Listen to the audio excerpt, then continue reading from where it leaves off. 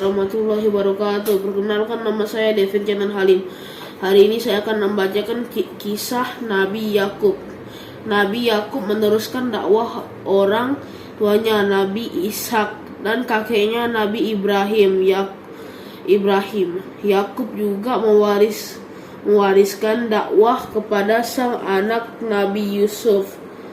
Yakub besar bersama saudara kembarnya Isu. Mereka hidup rukun hingga muncul perselisihan, dan Yakub diminta untuk menemui sang paman lambat.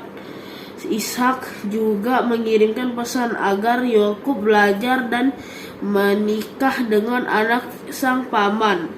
Yakub menempuh perjalanan berat melewati gurun pasir serta angin dan badai yang kencang. Sepanjang berjalan Yakub selalu berzikir dan berharap perlindungan dari Allah SWT. Saat tiba di padang Arab, Yakub langsung mencari rumah paman Laban. Yakub berhasil menemui rumah Laban setelah diminta mengikuti perempuan cantik yang merupakan anak dari Laban. Yakub disambut dengan hangat. Saat berbincang, Yakub menyampaikan pesan ayahnya untuk dinikahi dengan anak Laban. Laban memiliki dua anak perempuan yang cantik, Laya dan Rahil. Laban menerima permintaan itu, tapi dengan syarat mas kawin berupa bekerja selama 7 tahun di peternakan. Setelah 7 tahun bekerja, Yakub pun mengontarkan permintaan untuk menikah dengan Rahil. Namun Laban menyebut Yakub tak bisa menikah Rahil karena memiliki kakak yang belum menikah. Oleh karena itu, Yakub mesti menikahi Lailah terlebih dahulu. Yakub baru boleh menikahi Rahil jika dia bekerja 7 tahun lagi di peternakan. Yakub pun mematuhi permintaan pamannya. Dia menikah dengan Lailah dan bekerja 7 tahun lagi untuk menikah dengan Rahil.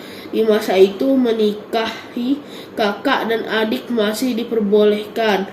Setelah menikah dengan Laya dan Rahil, Nabi Yakub menikahi 2 perempuan lain, yakni budak Laya dan Rahil. Dari 4 istrinya itu, Yakub dikaruniai 12 anak.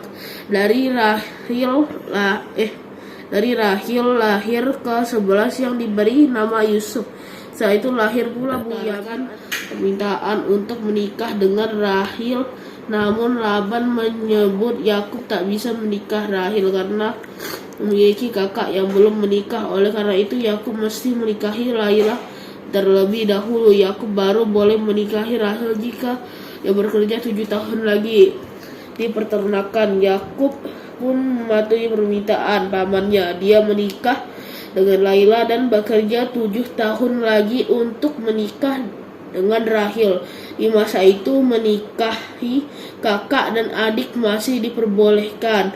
Setelah menikah dengan Laya dan Rahil, Nabi Yakub menikahi 2 perempuan lain, yakni budak Laya dan Rahil. Dari 4 istrinya itu, Yakub dikaruniai 12 anak. Dari Rahil lahir ke-11 yang diberi nama Yusuf. Setelah itu lahir pula Bunyamin, anak ke-12. Nabi Yakub memberikan perhatian kasih sayang sama untuk semua anak-anaknya, termasuk 2 yang paling bungsu, Yusuf dan Bunyamin. Namun pada Yusuf dan Bunyamin, Yakub melihat kelebihan dibandingkan 10 anak lainnya.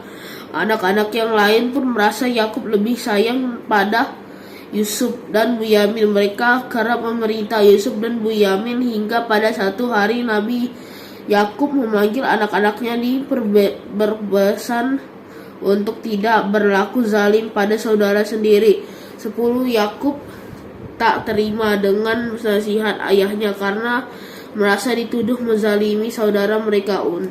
Satu ketika Yusuf mendatangi Nabi Yakub dan menceritakan mimpi yang baru didapat. Yusuf bermimpi melihat matahari, bulan, dan 11 bintang yang berwujud kepada Nabi Yakub.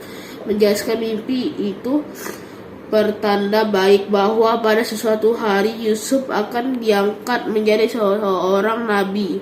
Yakub lalu memulai banyak mengajarkan Yusuf ilmu agama, tapi ini justru menimbulkan kecemburuan pada anak-anak lainnya. Mendengar cerita anak Nabi Yakub bersedih hati, dia terus-terusan berdoa untuk keselamatan Yusuf.